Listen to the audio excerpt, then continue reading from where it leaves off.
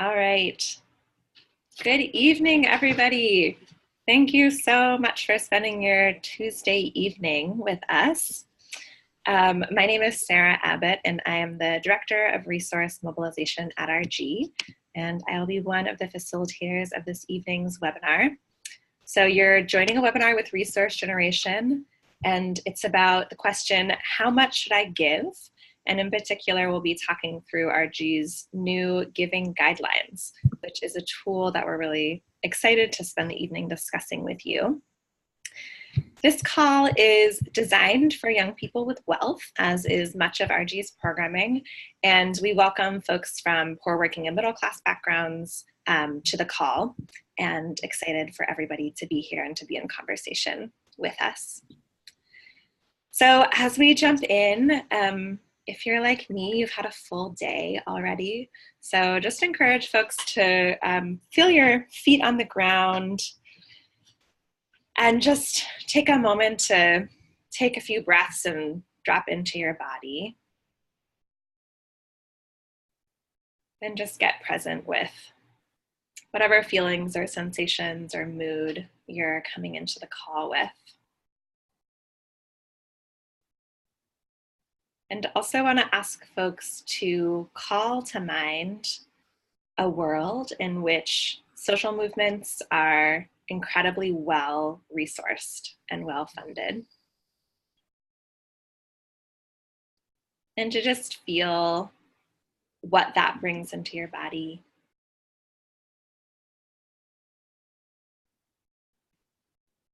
And if there's any images or sensations that come to mind around that world, just note them.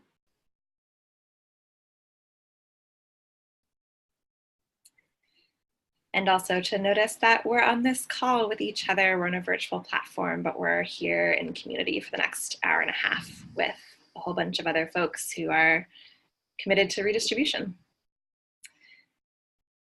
So to enter into our content, what are we going to be doing this evening? We are going to be talking about our giving guidelines.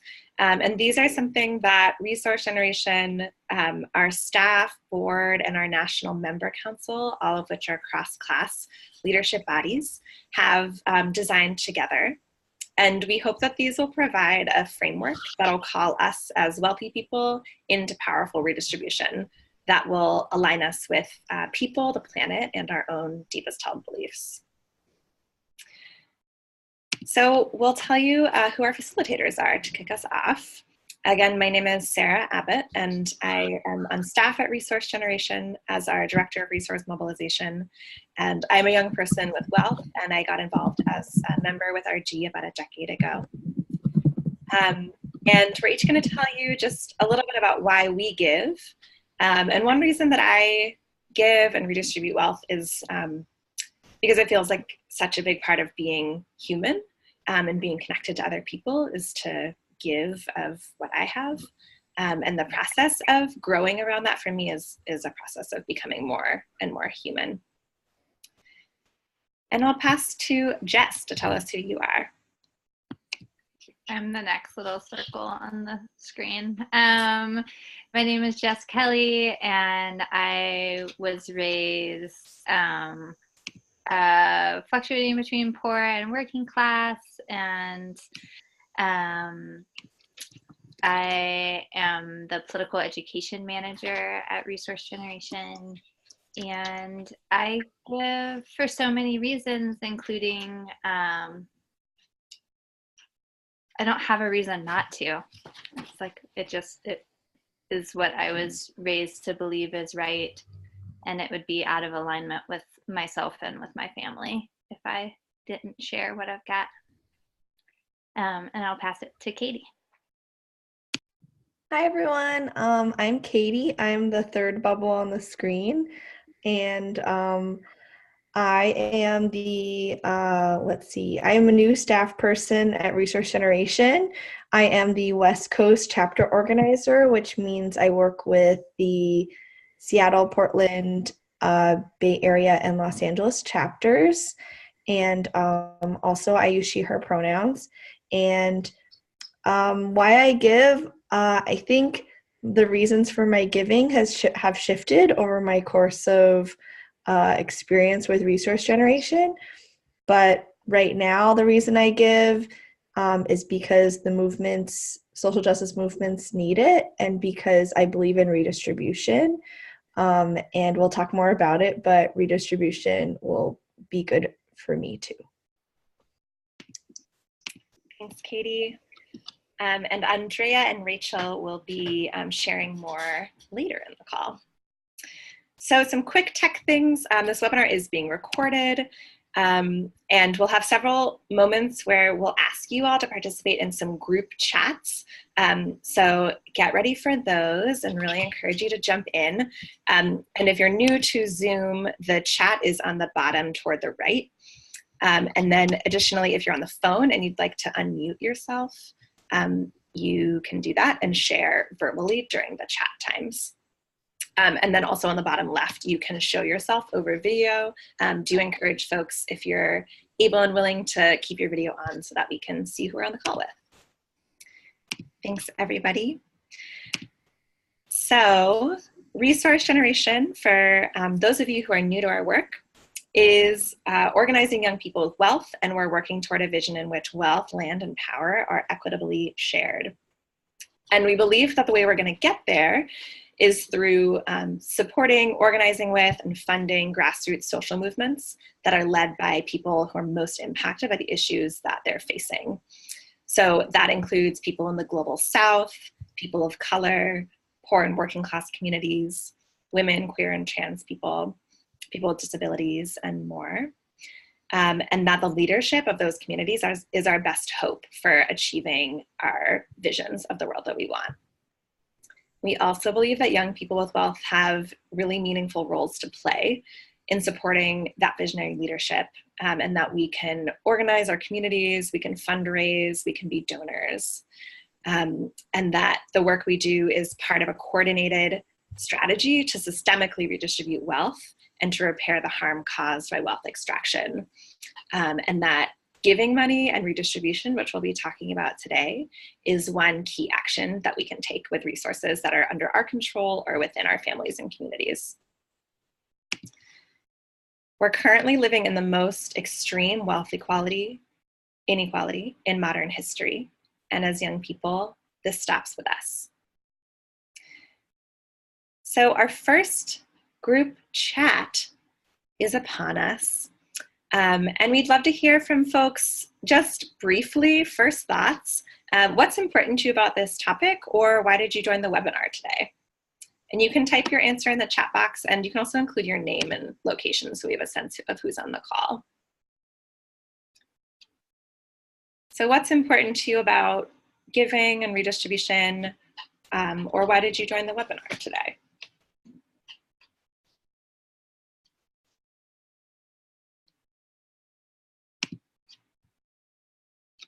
Great, and I'll read some of these out as we get them. So we have Anna in DC, who wants to feel supported in figuring out how to best support grassroots movements and have a more equitable world. Thanks for jumping in, Anna. Andrea from San Francisco, feels good to talk through this kind of somewhat scary giving together with others. From Elizabeth, redistribution is the best way for me to affect change as a person with a lot of inherited wealth, and I want to connect with other folks who are doing this, especially our alums. Danielle from DC is looking to increase my nonprofit giving and help my family do so as well.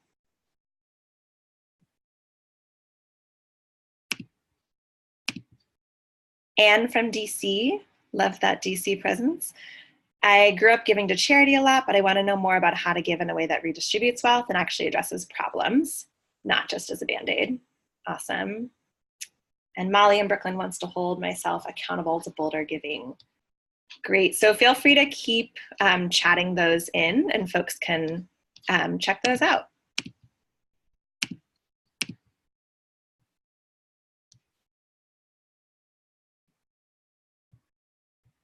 All right, and I will pass it to Jess for our next piece.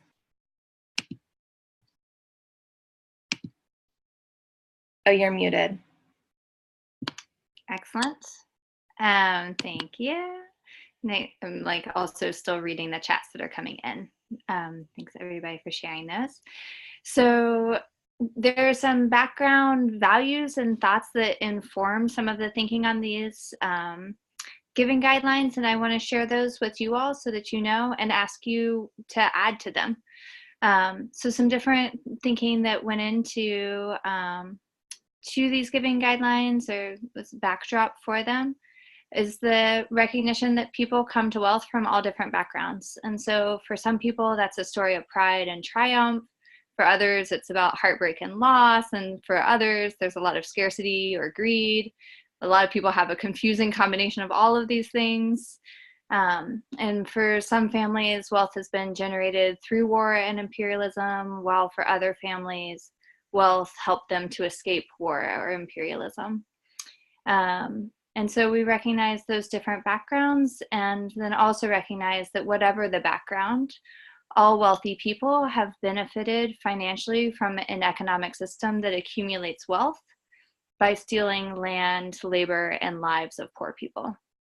And this disproportionately, historically, and ongoingly impacts communities of color, especially working class immigrant communities, Black communities, and Indigenous communities. And we know that young people with access to resources, therefore, have the opportunity to turn the tide on these harms by participating in reparations and returning wealth to the communities that it's been extracted from, and to those who are leading the vibrant and often terribly painfully underfunded grassroots social justice work that's really near to the ground. And so for the planet and its inhabitants to heal, we believe that reparations and repair are necessary on all levels. And within that, we want everyone, RG members included, to have access to basic human rights and the opportunity to thrive. And so what we're working toward, and invite all of you to be working toward with us, is a world where everyone is able to retire with dignity, to have a fulfilling education, to find meaningful work, to receive quality health care, to eat plenty of good food, wash it down with clean water, live under a beautiful roof with stable housing, and enough of a safety net to be able to handle emergencies. And we know that the painful, painful truth is that the vast majority of people in the US and globally don't have access to those full basic human rights that I just described. And most folks don't consider the question of how much is enough. That's a luxury.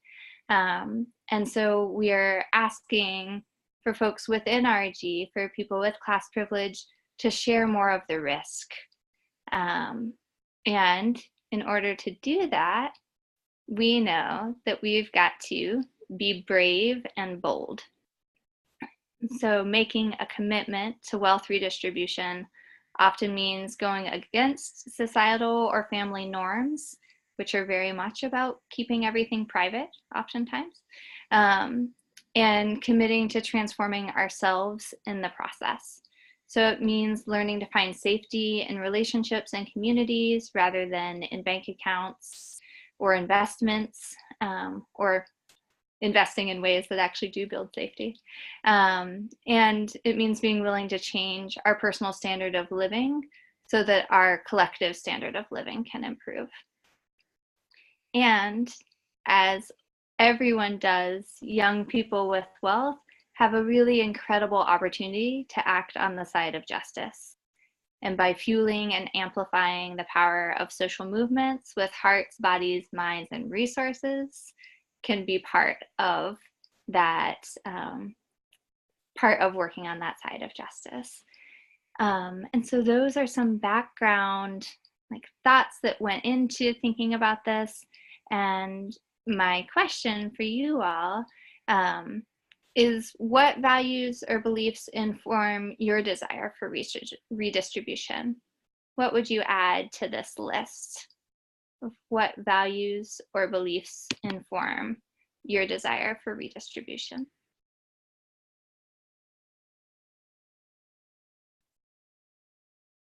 You can use the chat box again.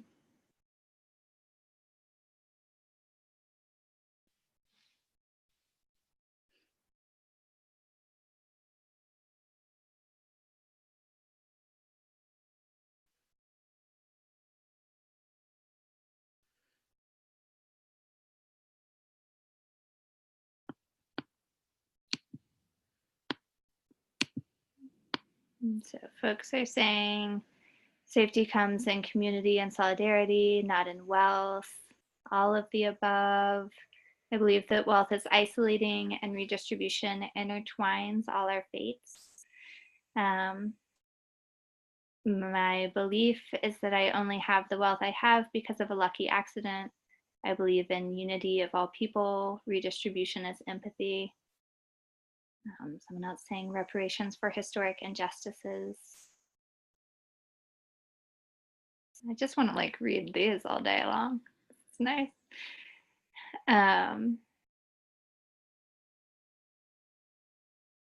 Someone is sharing about becoming a parent and having a child with a disability and not having to worry about meeting her needs.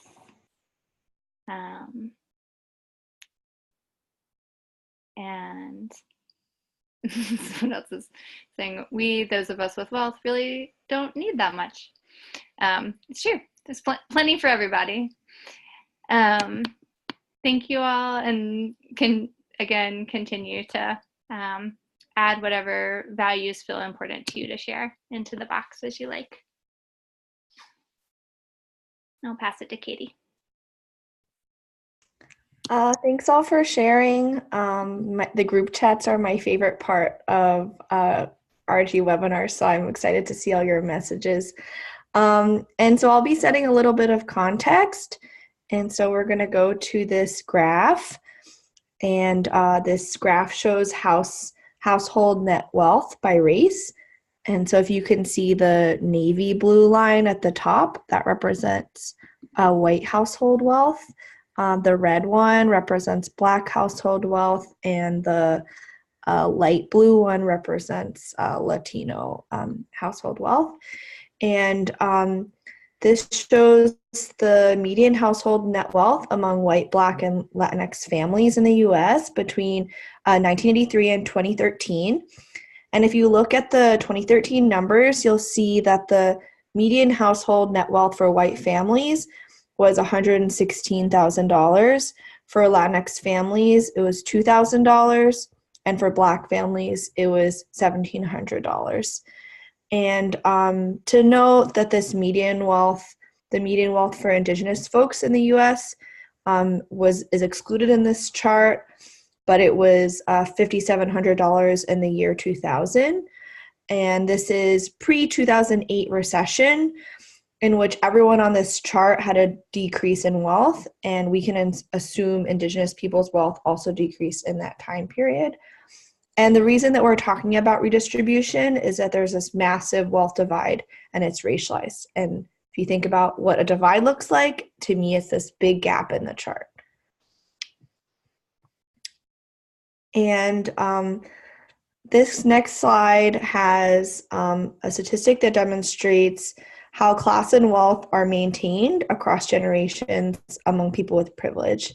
So the one on the left says, the odds of becoming part of the wealthiest 20% of Americans are more than 700% greater if your parents were in the top 20% instead of the bottom.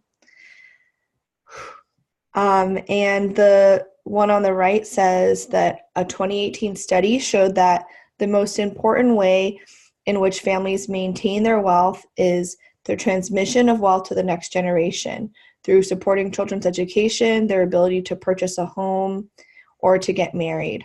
All of these, in turn, help you accumulate wealth. And to me, what this means is that when you, if you don't redistribute your wealth now, you'll be perpetuating and maintaining the accumulation of wealth for the next generation, which will directly carry on this legacy. And this slide is showing kind of a larger picture of what giving to social justice movements has looked like. And so in 2017, Americans gave $410 billion philanthropic dollars, and a tiny fraction of that money went to communities facing the greatest violence and extraction. So if you look at these numbers, the first bullet says less than $1 million went to sex worker rights in the US in 2013. And the second bullet says $17 million went to trans communities in 2016. And the third bullet says $68 million went to Native communities in 2009. And something to keep in mind is that these numbers, they reflect the total dollars, not just the work that folks care about that are led by the folks most impacted. So all of these dollar amounts get much, much smaller if we only consider projects led by the most impacted. And something to think about is that if you think about all the folks that are on the call with us right now, we surely have over $1 million together. And it's entirely possible that we have over $17 million or $68 million that is referenced on this slide. And to me, that shows that the impact our giving can make for social justice movements is really huge. And that's why it's so important for this community to be giving really boldly. And I'm going to pass it off to Sarah, who's going to be talking a little bit about RG's giving guidelines. Thanks for setting that context, Katie.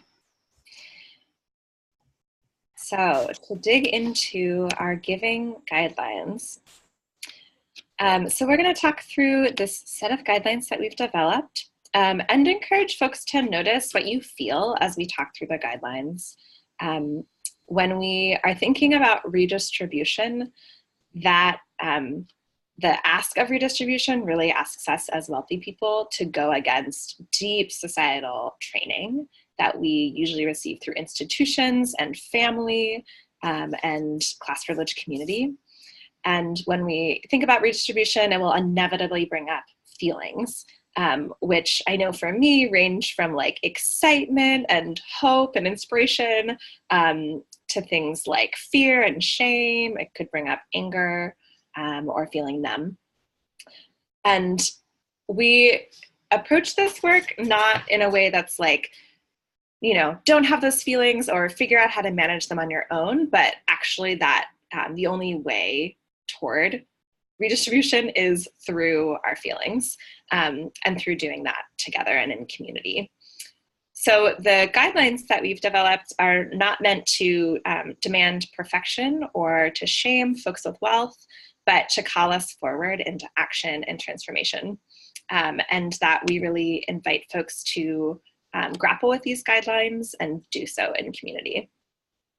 And also as we jump in, just to name that folks within Resource Generations community have like a wide range of access to wealth, different experiences of race, gender, ability, and that all of that impacts our relationship to wealth, and that we hold that to be true.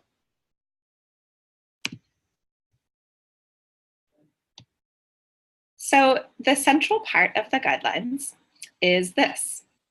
Resource Generation asks people in the top 10% of the US economy to develop plans to redistribute all or almost all inherited wealth and our excess income to social justice movements in alignment with our social justice giving principles. So that's in some ways a really simple statement, and it's also profound and complex. So this next piece offers some levels or sort of tiers that we offer as something to sort of work with and grapple with, and a path towards redistribution. So I'll talk through what each of these rainbow colored tiers mean. So that top one would mean giving at a level that's returning the wealth. So this means redistributing all inherited wealth or excess income. And to operationalize this, what that would look like, and there's folks in Resource Generations community who are doing this work really beautifully. This would mean choosing a time frame within which we would redistribute all excess wealth that we hold. And taking this to its logical conclusion would mean, shifting economic power to poor and working class led organizations and communities that our wealth was extracted from. And for folks who are acquiring wealth through highly paid work, which is something we're trying out the phrase wealth wages for, this would mean giving away all wealth above a moderate standard of living. So that top one is sort of the like North Star and where we're going and hope to go together.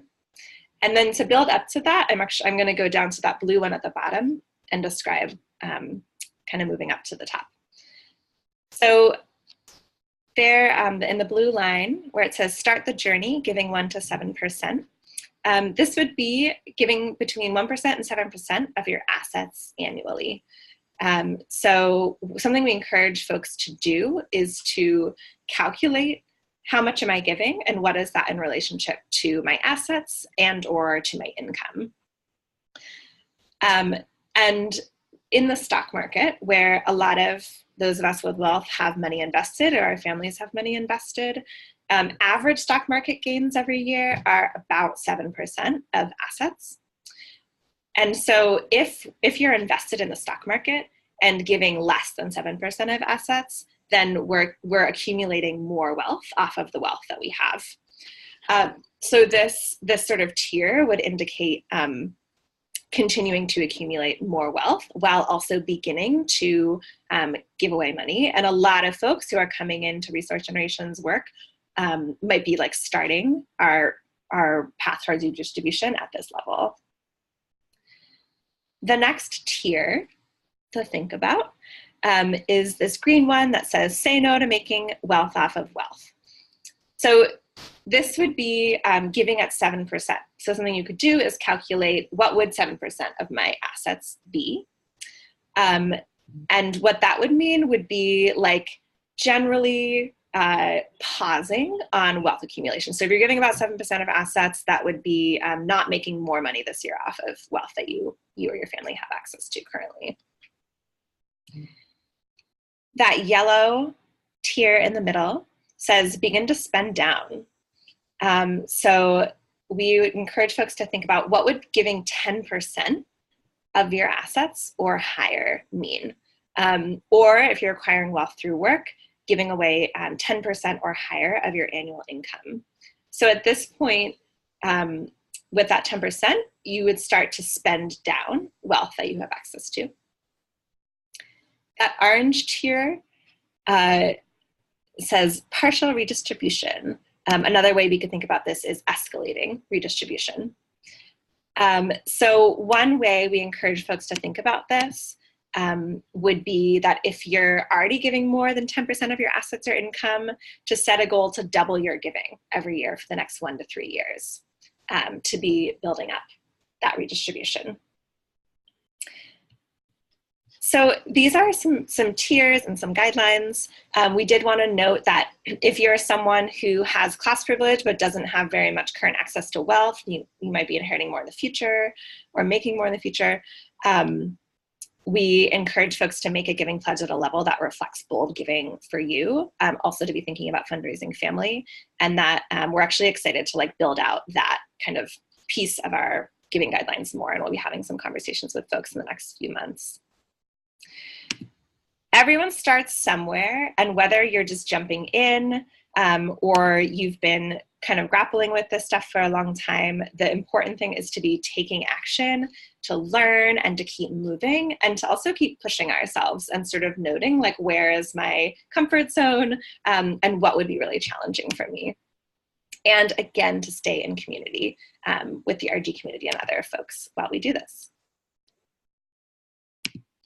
So we're going to do another group chat. And the chat question, which is on the next slide, is what are your first feelings and reactions to these guidelines? And again, just really welcome like a wide range of feelings. And if folks can type your answers into the chat box so we can all see them, that would be awesome.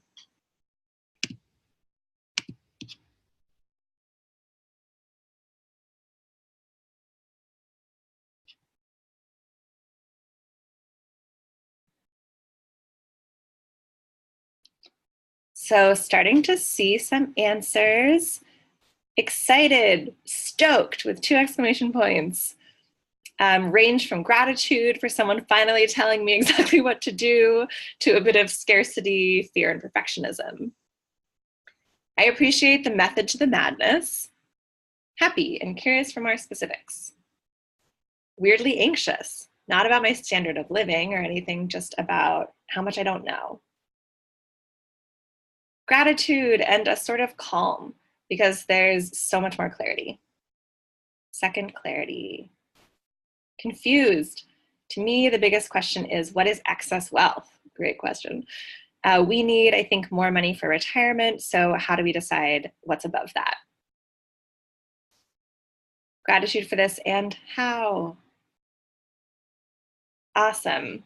Thank you all for that. I really appreciate those honest responses. So I'm excited about this next piece. We have a couple amazing Resource Generation member leaders who are going to share a little bit with us about their stories and sort of how they're relating to these guidelines and what this looks like in real time. So we have Rachel Gelman and Andrea Pien, both from the Bay Area chapter, who are going to share with us.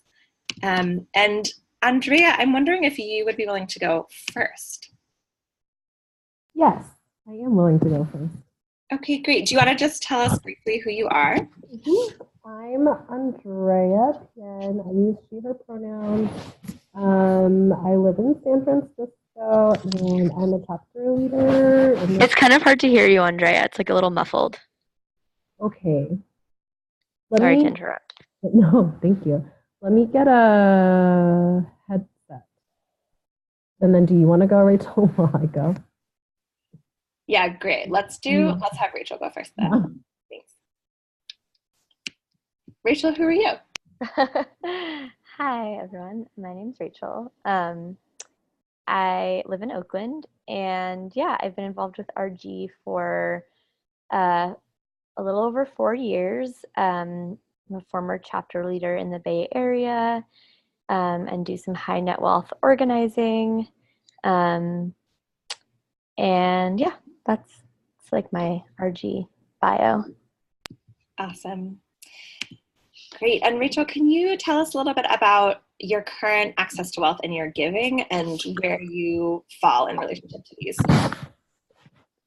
Yeah, for sure. So currently I have access to about $28 million. And I have full control over about $1 million. And the rest of it, I have to like request access to it and if I want to use it. And I've been giving away around $1 million a year. I gave away $1 million last year, and I'm planning to give away $1.5 million this year. And some of that is also through my parents' family foundation, in which I have a discretionary fund where I can allot $500,000 every year from that. And then the $1 million I'm giving away this year is what's left of a trust fund that I inherited a few years ago that I've been spending down over the past 4 years. And so it's kind of complicated because I've almost fully redistributed the money that I've had full control over, but I have a lot more coming down the pipe. So I would say I am, what was the second tier? Not the... Well, like partial redistribution or escalation. Partial, yeah, exactly. Because I have been escalating how much I've been giving away over the past few years, almost doubling every year. Awesome. And how do you relate to this question of like giving it all away or redistributing all your wealth? Yeah, I have always thought of it as like my eventual plan in the back of my mind, and it's not something that I've like laid out how I'm going to do that. And a big reason for that is that I'm going to inherit the large majority of this wealth when my parents pass away, and I don't know when that is, obviously. But my sort of thinking as far as what I have access to now and what I've been giving away is basically to just start doing that with what I do have access to. And then like, you know, basically when I inherit the rest of the wealth, to make a plan for giving all of it away. And it's definitely like a scary question. And I think for me, it comes down to like, I'll cross that bridge when I get to it. Like when I get to the point that I'm like, okay, this is like the last $100,000 or whatever it might be. Like, and I'll like figure out, yeah, like some of the feelings that might come up or whatever, I'll like deal with them then, rather than trying to have this whole big plan of how I'm going to do that right now. Just because it feels far away. And I feel like it's so important to just start doing it and to start to build the muscle of giving the money away. So that's kind of how I relate to that question. Thanks. And can you speak a little bit, I know when we were chatting, you talked about like your own like financial planning and saving for retirement, and wondering if you could touch on that. Yeah. So I think for a long time, I was like really in a question around whether or not to have a full-time job and be like making a living wage. And because I like was getting like had all this excess wealth, and essentially where I'm at right now is that I finally, for the first time in my life, have a full-time job and I'm making a living wage that I can actually live off of. And I've started putting money away for retirement. And part of that is just to like learn how to be financially like self-sustaining and know that I'm going to be okay. And to like, not just know that of like, oh, it's fine, like I'll be fine, but actually to like know that because I'm doing it right now, I'm supporting myself right now. And so that's been a really important piece for me, is like setting up a 401k at my job. And like, yeah, just knowing that like so that when I get to the point of the question of, do I give away the rest of this wealth, I actually feel like I have safety that I've built for myself and security that I've built for myself, and that I'm not actually relying on the inherited wealth to like pay for the things that I'm going to need when I retire, etc. Thanks, Rachel. Yeah. And then our last question, so you're definitely, you know, doing things that are against some of those societal norms we talked about. Why are you giving at the levels that you're giving?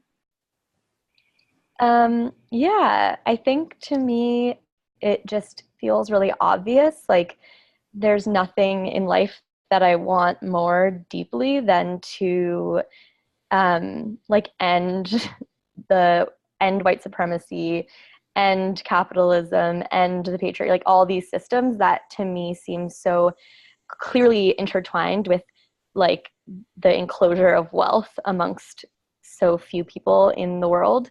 And that's like my deepest longing in life. And so like, why would I do anything with this wealth but use it for that? There's like nothing else that I could do with it that would be more aligned with my hope for the world and my hope for my life and what I'm able to contribute. So yeah, it's just like, to me, it's like a gift that I get to like see all of this wealth go to movements that I care about, and to organizations that I care about, and to work that I care about. And also it's just like, I didn't do anything to deserve it. It was just pure luck that I was like born into this family, or not luck, however you might want to see it. But yeah. And so yeah, I don't feel like entitled to use it necessarily for anything else but this. And I feel really strongly that it was like unjust that it was built in the first place, and that my family was able to build this wealth in the first place. And so it feels like correcting that in a lot of ways, also to give it away and to redistribute it to communities of color and poor folks and movements that are building the kind of world that I want to live in and I want my people to get to live in too. Thank you so much, Rachel, for being vulnerable and articulate and letting us in for a peek at your process. Can we give Rachel some twinkle finger thank yous? Rachel, I know you have to leave early, so thank you for being here. So, Andrea, hello, welcome back. Would love to hear, if you could tell us a little bit about your situation, so your giving and your access to wealth, and also where you fall in relationship to the guidelines. Can't hear you on the headphones.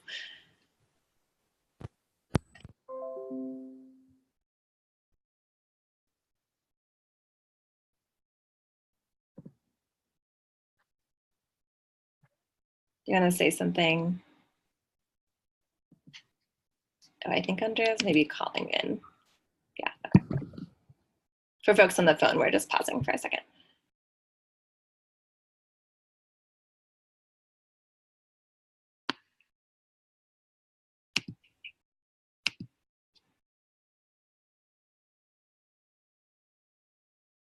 We might need to unmute the number. Is it a 415 number? No, 206? 856.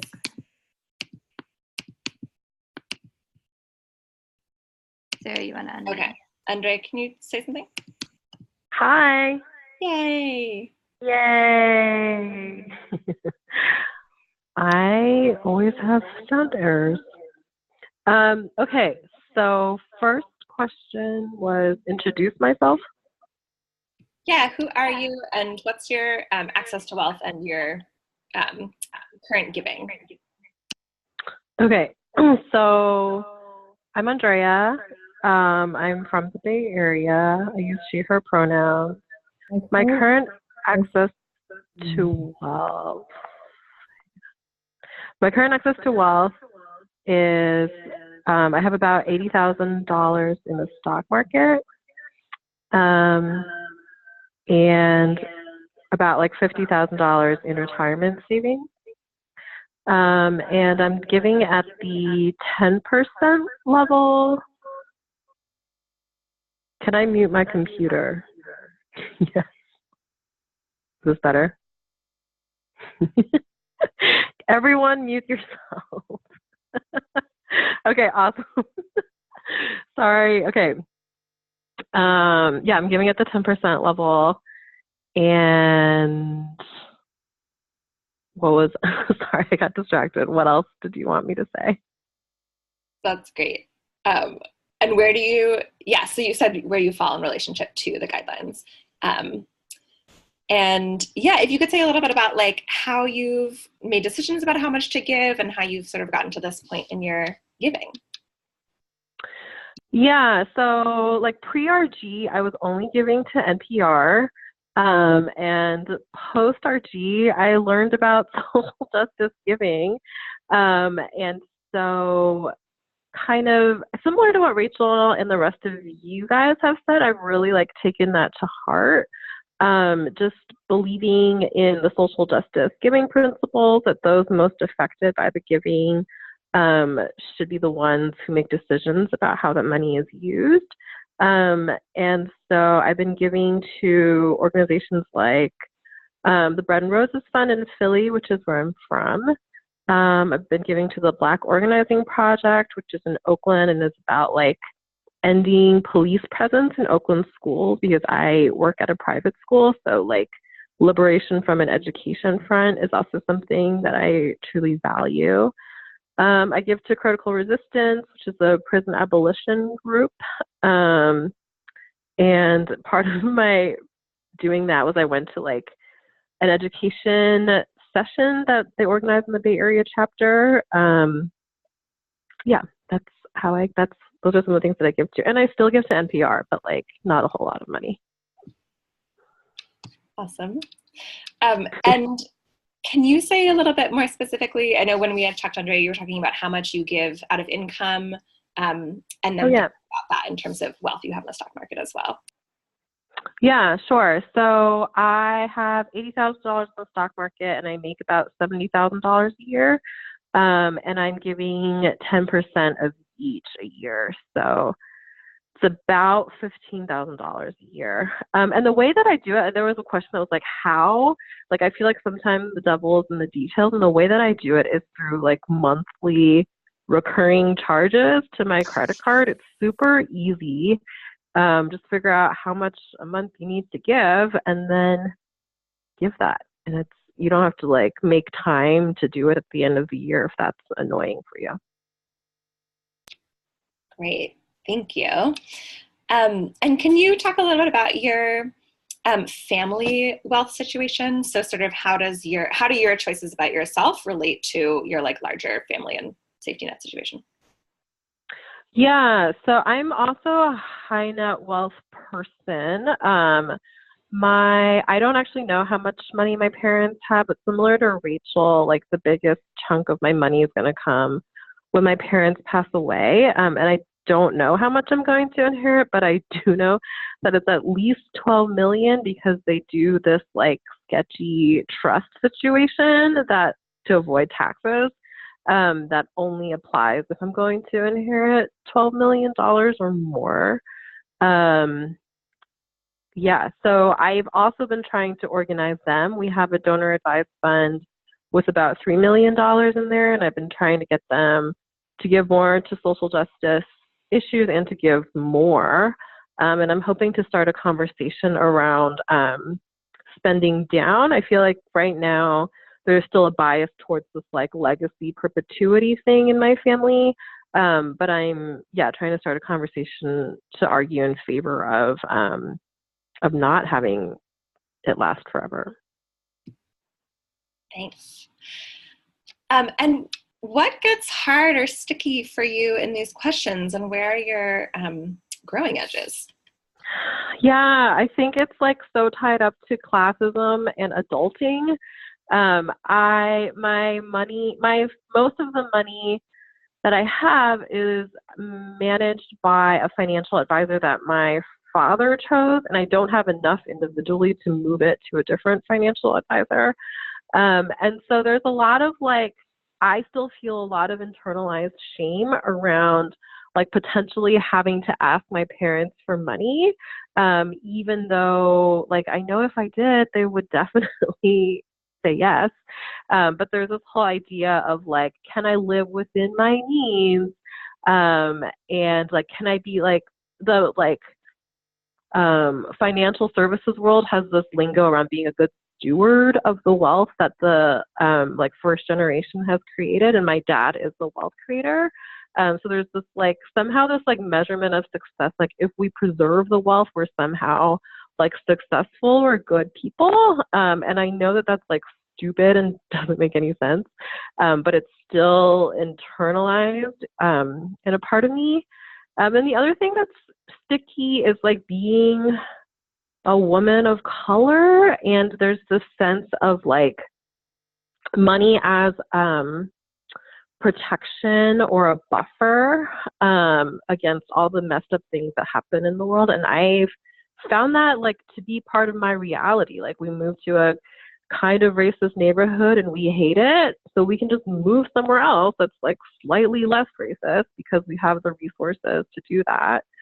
And then the other element is like this internalized like model minority narrative, like somehow we need to like be at the top to make way for like other minorities or people of color to make it to the top, or like somehow we can like represent their perspectives when really like everyone's perspectives matter.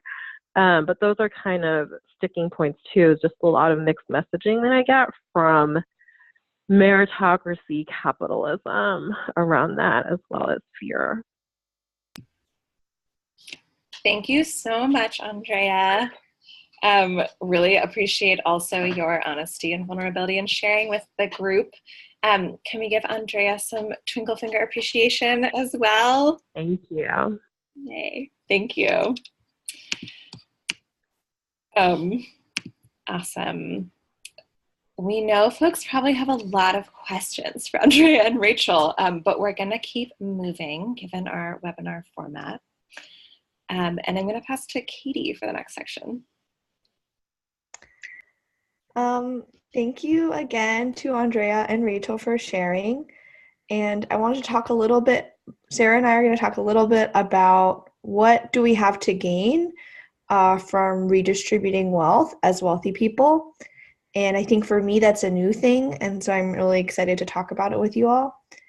And so I think first I wanted to share that for me, redistribution means being able to make significant and meaningful contributions towards building the world that I want to live in and moving away from investment in the current system. And Sarah, do you want to add to that? Yes. One thing that I have to gain from redistributing wealth is the alignment that I feel inside me, and a satisfaction of living in integrity with my values, which feels like a constant process. Like it's not an ongoing state, but something that I think I feel as I challenge myself to redistribute more.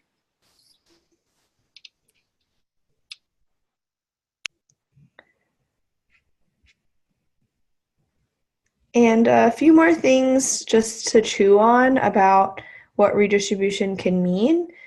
In addition to feeling aligned with our values and moving towards a system that we want to live in, is an increased sense of interdependence and reliance on other people that can build intimacy and make us feel less alone. And another thing is letting go of the guilt and the shame that we feel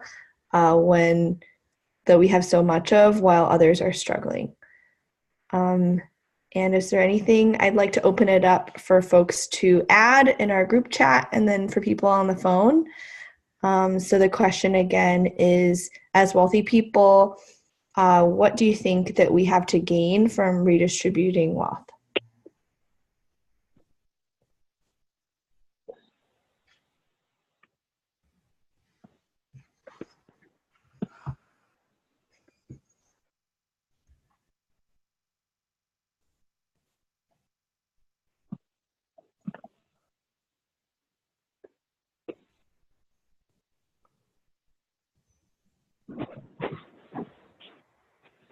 Some of the responses that we're seeing are seeing the world that I want for everyone and trust and safety. Free your family or your children, if you have children, from the trauma of inherited excess wealth. And another one is good spiritual health. And a feeling of mutual aid and interdependence. And you all can keep sending in messages on the group chat and reading other people's responses. And I'm going to pass it over to Jess. I'm, again, just so much appreciating these chats. Good spiritual health. I feel like I want to incorporate into my dental hygiene, that level of prioritization, and just continued upkeep. And so we're gonna have some time to start getting a little bit more into the nitty-gritty of these guidelines with each other. And we'll first give folks a few minutes to journal to yourself and reflect on the questions of what level of the guidelines are you currently giving out and how do you feel about that? And what would it be like if we lived in a world where grassroots social justice organizing was abundantly and justly funded? So we're just going to take a couple minutes to reflect on those questions, and then we're going to break into pairs and talk them out with each other.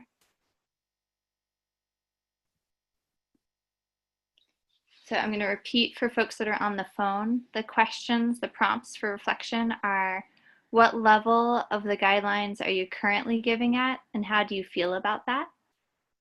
And what would it be like if we lived in a world where grassroots social justice organizing was abundantly and justly funded?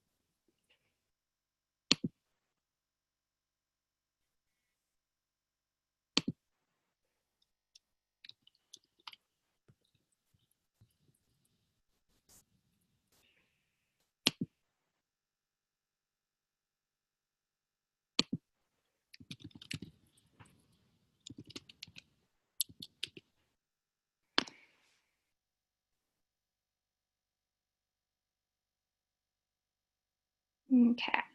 And Sarah's gonna, we're gonna do some technology here, which just everyone imagine it going very smoothly, where we're gonna unmute everyone and put you into pairs. And then you'll have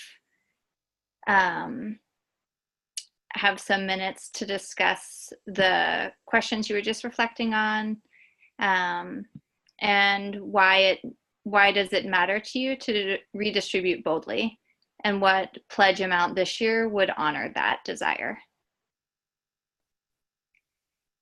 So you'll have, Sarah, agree or disagree, 6 minutes with your partner. So make sure both folks have plenty of room to share in that time.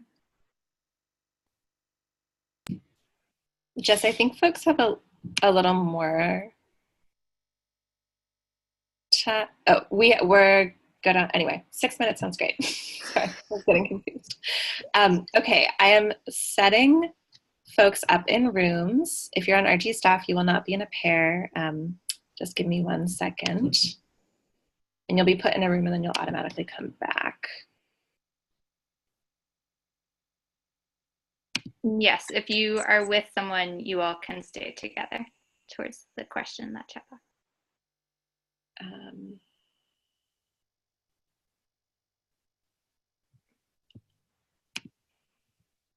Okay, sorry, there's just a little trickiness here.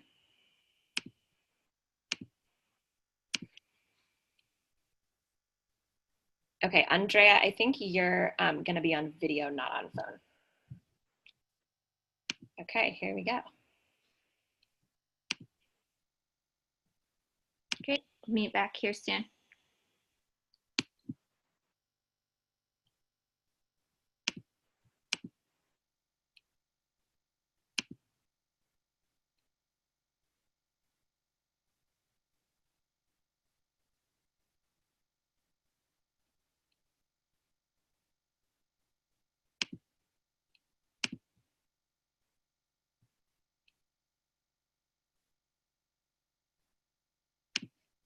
And let's see, Brian Farb, Chris G, and Laura, if you all can accept the like move to a room invitation, your Betty is waiting for you.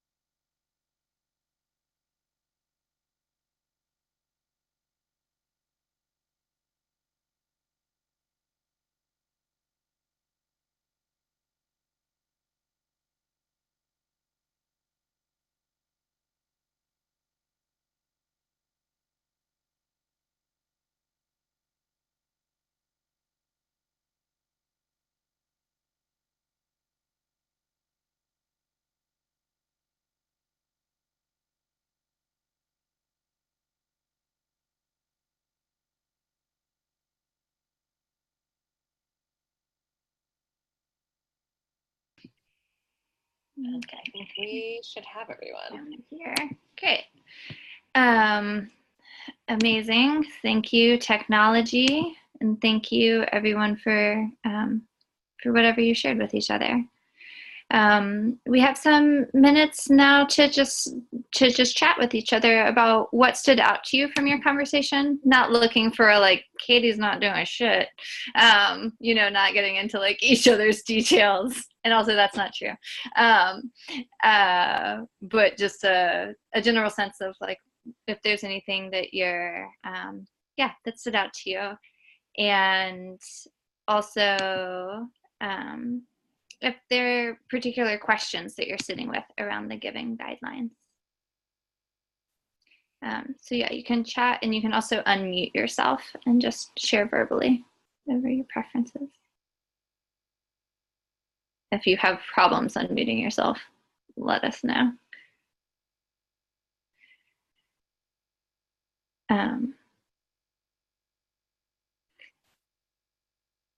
Folks are saying, talked about accountability and potentially having another designated person to check in and work together with. Great idea. Someone else is saying we talked about timing is tricky in terms of current access versus future inheritance, and being not alone in that complicated situation is nice. And just the opportunity to have open and transparent conversations about money and giving. Totally.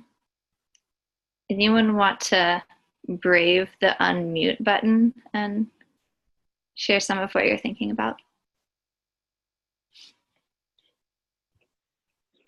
Hi, this is Brian in the East Bay, California, and thank you, everyone.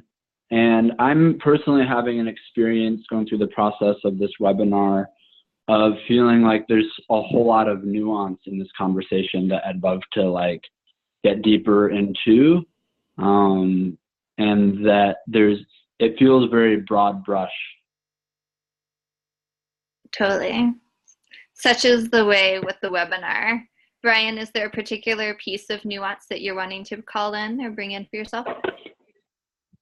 Yeah, and thanks for recognizing just like the format that we're in. I totally recognize that and think that it's awesome for what it is. To me, money is a really active doorway into the psyche and into psychological work. And I know in my own experience how many decisions I've made in my life that are not coming from a place of wholeness, but of coming from a part of myself that's been fragmented and has kind of like grabbed the steering wheel kind of a thing. So something I'm calling in is integrating a deep personal work alongside giving choices. Awesome. Thank you. Hi. I brought my husband. I was talking about the timing thing. One of the things that we were talking about was I know some people have like family foundations, and that's very different from my experience with like the wealth is coming from people who are extremely hostile to social justice. And so one of the things we have to balance is actually that we're like afraid to give too much away now, because then they won't want to leave us much, much more later that we could then give away. And so I think looking at the different tiers was helpful to think about what we can be doing in the meantime with the smaller portion that we have access to now, and with our incomes, which aren't very high because we're both in like not high income industries. So I think this was helpful in terms of making a more like concrete, quantified, like long-term plan. So. Awesome, thank you. Yeah, multi-pronged strategy.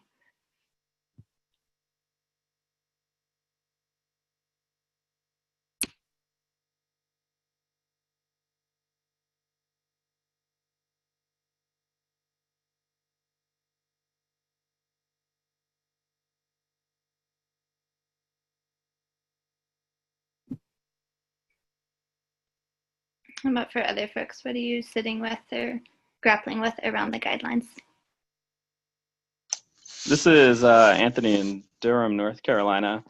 Something that's coming up for me is just how much more potential there is, like even just in this space with the folks on the webinar of like, based on the like ladder of more like agitation and higher giving, that it can fund like so much more work and so many more people getting trained up to be leaders, and that like part of the work is us taking on responsibility of moving through fear and uncertainty and guilt, and facing all of the really challenging stories of where all that comes up for us individually, so that we can be giving more to work that's just been underfunded. And the work that I've been in is C4 work around political organizing, and the whole philanthropic world is around C3 giving. So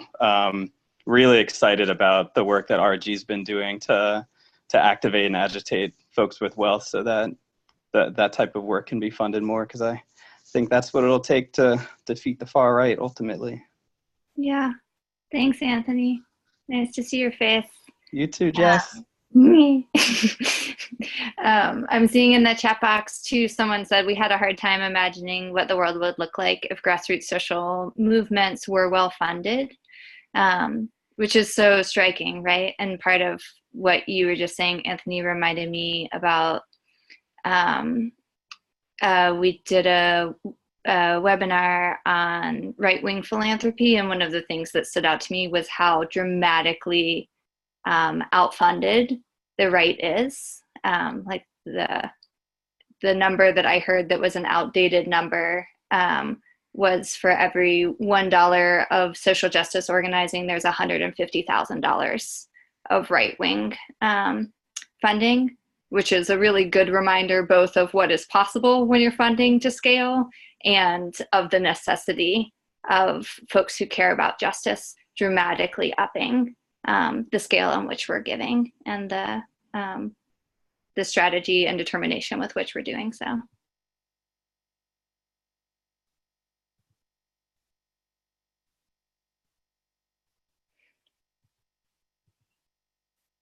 Anyone else who wants to share some of what you're sitting with?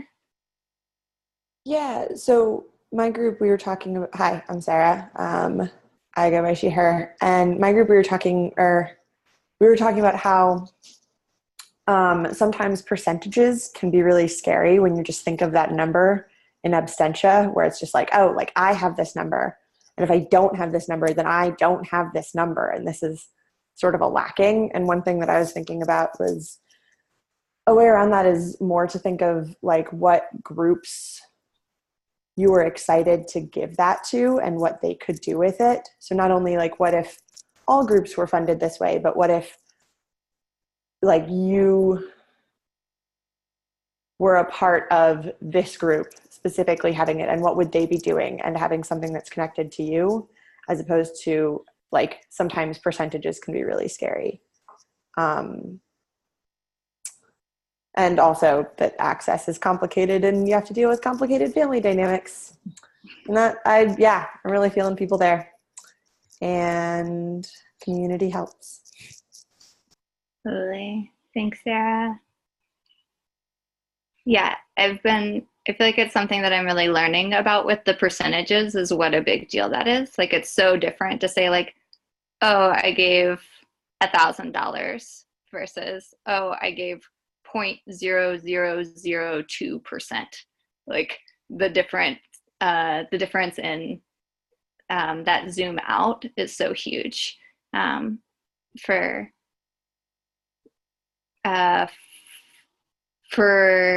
recognizing the difference of potential across class experience, right? $1,000 for me is a really different percentage than it is for other folks, as someone who doesn't come from wealth versus folks who do.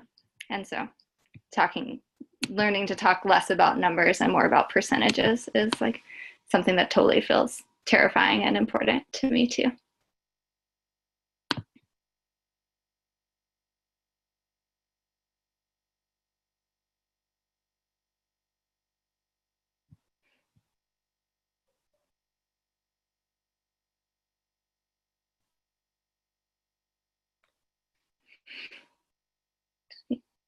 Anyone else have something you're like sitting heavy with you want to share or ask the group before we move on?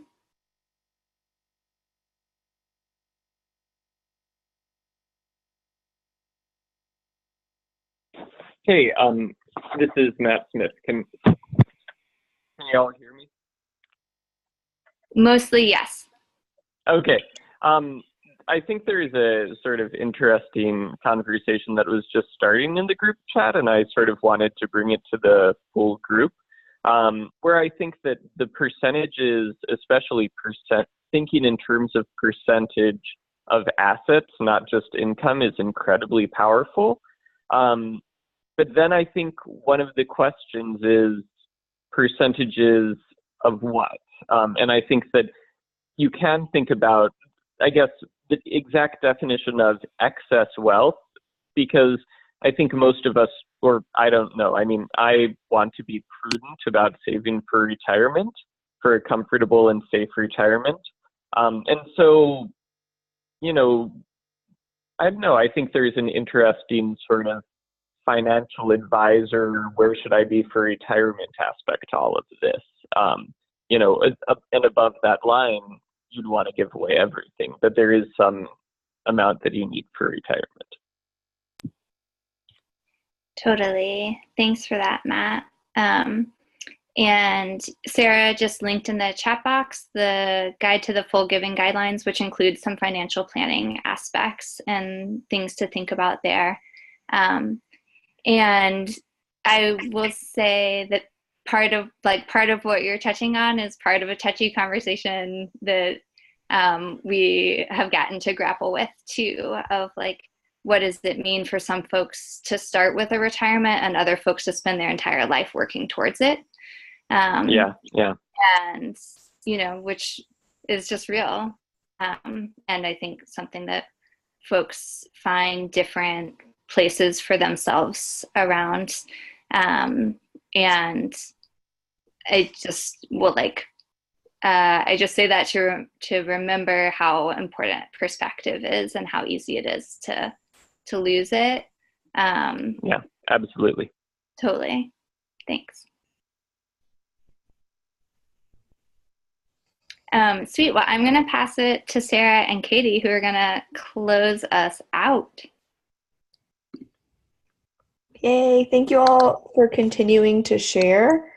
I'm really enjoying all the questions that are coming up for everyone. I know that this is the tip of the iceberg for some people, but a part of long-term thinking, I know, for all of us. And so encouraging folks to just sit with the questions and feel okay not knowing all the answers right now.